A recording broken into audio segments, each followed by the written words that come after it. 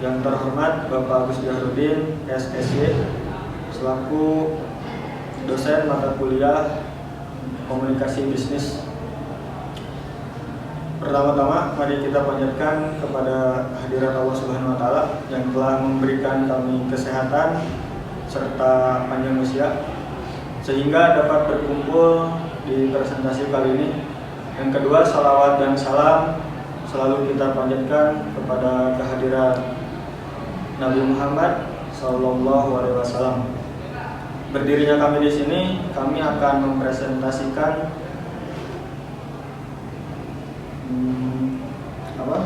materi yang berjudul membangun sinergi dan resolusi konflik dalam tim. Strategi komprehensif mengelola perbedaan pendapat, memperkuat kerjasama, dan mencapai tujuan produktif bersama. Sebelum itu, izinkan memperkenalkan diri. Saya Prabu Hamas Albantani dengan NIM 12592500091 yang bertugas sebagai moderator. Selanjutnya, dan saya Najwa Siti-Jaidan dengan NIM 12592500102. Saya sebagai pemateri. Selanjutnya, saya Aisyah Fatir Wahid dengan NIM 125900094 sebagai pemateri. Saya Najwa Nur Fadila dengan NIM 12592500093 sebagai pemateri.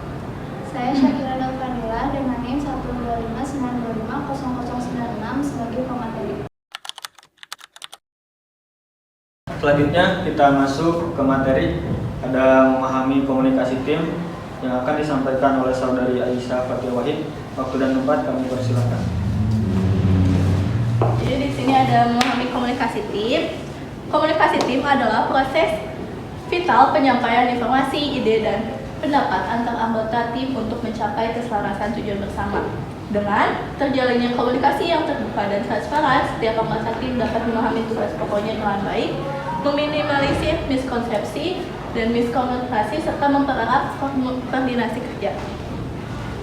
Selanjutnya ada pentingnya komunikasi. Yang pertama itu agar koordinasi lancar. Komunikasi itu penting, jadi membantu menyelaraskan langkah operasional, mempercepat aliran instruksi kerja, dan menghindari duplikasi tugas antar divisi. Selanjutnya ada hubungan harmonis, membangun kedekatan emosional dan rasa saling percaya yang solid agar antar anggota kelompok demi kelangsungan sinergi jangka panjang.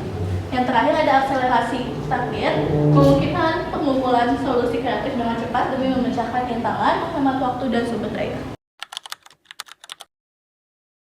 Baik, selanjutnya ada materi unsur dan jenis komunikasi yang akan disampaikan oleh pemateri 2, yaitu saudara Nazril Siti-Jaidan. Waktu dan tempat kami persilakan. baik, terima kasih. Di sini ada unsur jenis komunikasi. 5 unsur utama, yaitu ada komunikator, pihak mengirim pesan, dan ada juga pesan, yaitu menggagaskan untuk informasi. Di sini juga ada media, yaitu saluran transmisi komunikasi, dan di sini juga ada komunikan, yaitu penerimaan pesan, dan yang terakhir itu ada umpan balik, yaitu respon timbal balik. Dan yang kedua itu ada metode interaksi. Interaksi ada 2, yaitu verbal dan non verbal, yaitu menyiapkan lewat tutur kata lisan yang didukung ekspresi tubuh yang selaras. Dan juga ada formal dan informal, yaitu komunikasi resmi, saluran jalur struktur atau diskusi santai, spontan, dan salah kerja. Dan keseluruhan dari ini yaitu ada juga komunikasi yang efektif sangat penting dalam sebuah tim, karena dapat melancarkan koordinasi pekerjaan, membangun hubungan yang baik antara anggota, dan membantu tim mencapai tujuan dengan lebih cepat dan efisien. Boleh, selanjutnya di sini juga ada memahami konflik tim, yaitu konflik tim adalah keadaan ketika terjadi perbedaan, mendapatkan kepentingan atau tujuan antar anggota tim. Ini merupakan hal yang wajar karena setiap individu memiliki cara berpikir dan sudut pandang yang berbeda. Di sini juga ada penjelasannya, yaitu komunikasi terdiri dari beberapa unsur, yaitu komunikator, pesan, media, komunikan, dan umpan balik dalam tim. Demikian dan umpan balik dalam tim. Demikian dapat dilakukan secara verbal maupun non-verbal serta dapat berlangsung secara formal maupun non-formal sesuai kebutuhan masing-masing. Terima kasih. Baik, selanjutnya ada materi penyebab dan dampak konflik yang akan disampaikan oleh pemateri ketiga, yaitu saudari Syakira Nur Fadilah. Waktu dan tempat kami persilakan. Terima kasih. Selanjutnya ada penyebab dan dampak konflik. Pertama ada penyebab utama, yaitu umumnya konflik itu dipicu oleh beberapa variabel krusial. Yang pertama ada minimnya aliran komunikasi intensif.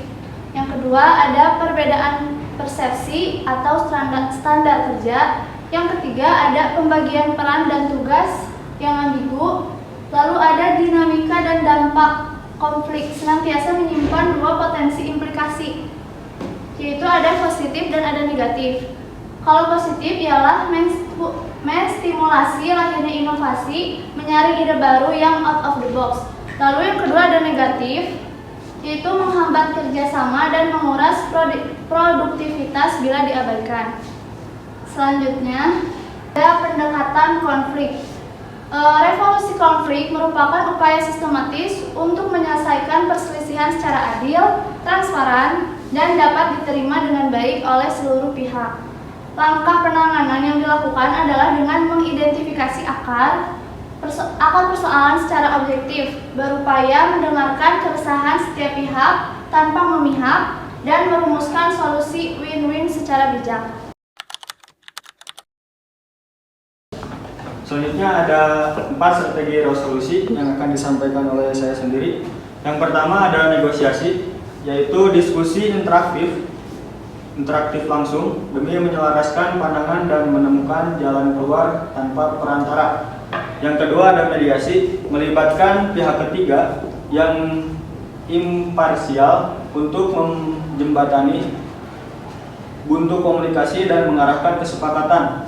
Ketiga ada kompromi, setiap pihak menurunkan batas tuntutan masing-masing untuk mencapai titik temu yang moderat.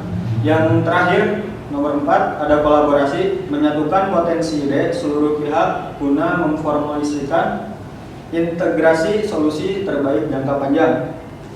Resolusi konflik adalah upaya untuk menyelesaikan penyelesaian dengan cara yang adil dan dapat diterima oleh semua pihak. Penyelesaian konflik dilakukan untuk mengidentifikasi masalah, mendengarkan setiap pihak, dan mencari solusi terbaik bersama. Selanjutnya ada studi kasus lapangan. Problem ketidakjelasan tugas. Sebuah tim mengalami gesekan internal karena pembagian tanggung jawab, kerja yang tumpang tindih, dan memicu keterlambatan pengiriman proyek. Solusi strategisnya ada 3. Yang pertama ada diskusi bersama, membedah kesalahpahaman secara jujur. Yang kedua strukturasi peran, yaitu memetakan tugas via matriks akuntabilitas. Yang ketiga komunikasi terbuka, menyiapkan laporan berkala transparan. Strategi resolusi konflik. Beberapa strategi yang dapat digunakan untuk menyelesaikan konflik adalah negosiasi, mediasi, kompromi, dan kolaborasi. Strategi tersebut bertujuan menciptakan kesepakatan yang menguntungkan untuk semua pihak dan menjaga hubungan kerja tetap baik. Baik, yang terakhir ada kesimpulan utama yang akan disampaikan oleh pemateri kelima, yaitu saudari Nazwa Nur Fadilah. Waktu dan tempat kami persilakan.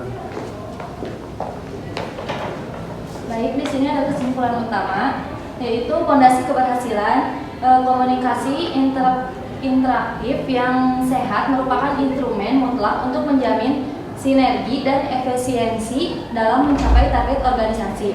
Dan selanjutnya, keniscayaan konflik, yaitu gesekan adalah fenomena alamiah yang tidak perlu dihindari, melainkan harus diarahkan dengan cara yang produktif dan eduktif.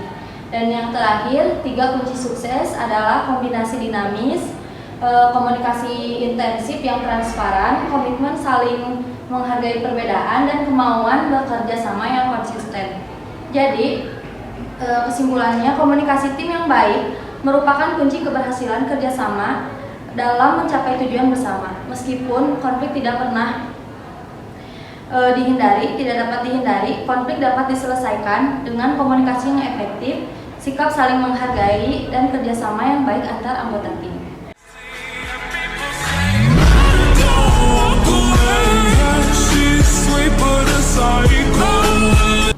Mungkin dicukupkan sekian presentasi dari kelompok kami. Yang baiknya dari Allah, yang kurangnya dari kami. Semoga apa yang kita sampaikan dapat bermanfaat untuk penonton sekalian. Wassalamualaikum warahmatullahi wabarakatuh.